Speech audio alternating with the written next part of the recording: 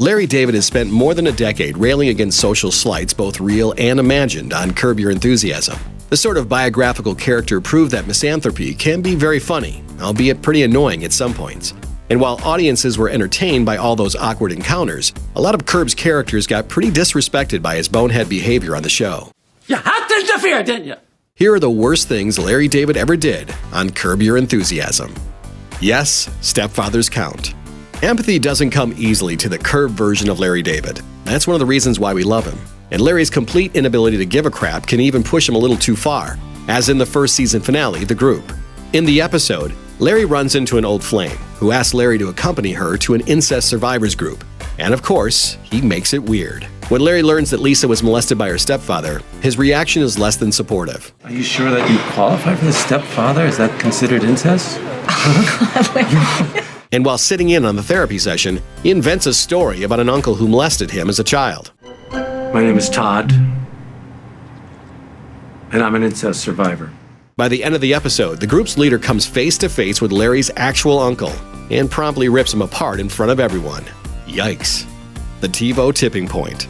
Even Larry's long-suffering wife Cheryl had to call it quits eventually. In Season 7, after finding herself in a wildly turbulent flight, Cheryl calls Larry to say goodbye for what she thinks might be forever. But Larry's too distracted by his TV repairman to listen to her. Call me back in 10 minutes, okay? For Cheryl, that's it. It's not just the phone call, of course. What else is it about? What else is it about? It's all of it. You can't do anything like a normal person. But the Tivo incident is the straw that breaks the camel's back and leads her to file for divorce. After that, most of the couple's mutual friends side with Cheryl, throwing Larry's social life into disarray, and his favorite restaurant refuses to seat him. But the biggest tragedy to Larry? The Tivo still doesn't work. Unwheelievable. Seinfeld's George Costanza is partially based on Larry David, so it can be a little hard to tell them apart sometimes. Just like when George faked a handicap to get a job, Larry starts dating a woman in a wheelchair and uses it to his advantage. He starts out by saying, well, this... By the way, what's the proper term? Can I say handicap? What is it? What are you, disabled, handicap? What's the word? Yeah, those are all... Challenged? Are you challenged?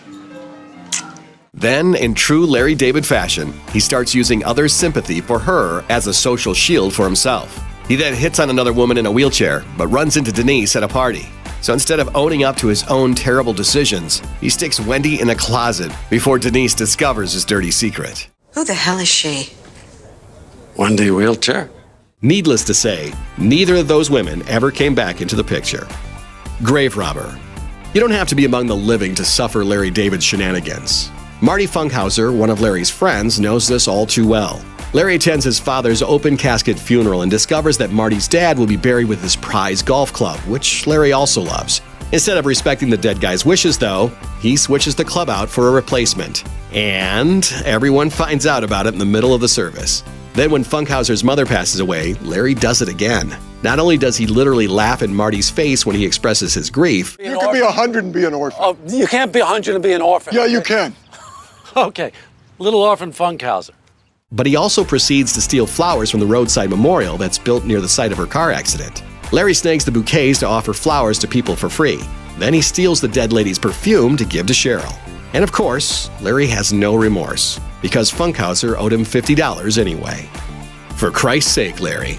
Larry David incited a lot of religious ire after, peeing on Jesus. After he's prescribed a medication that makes him urinate out of control, he accidentally gets a drop of his pee on Jesus and decides not to wipe it away.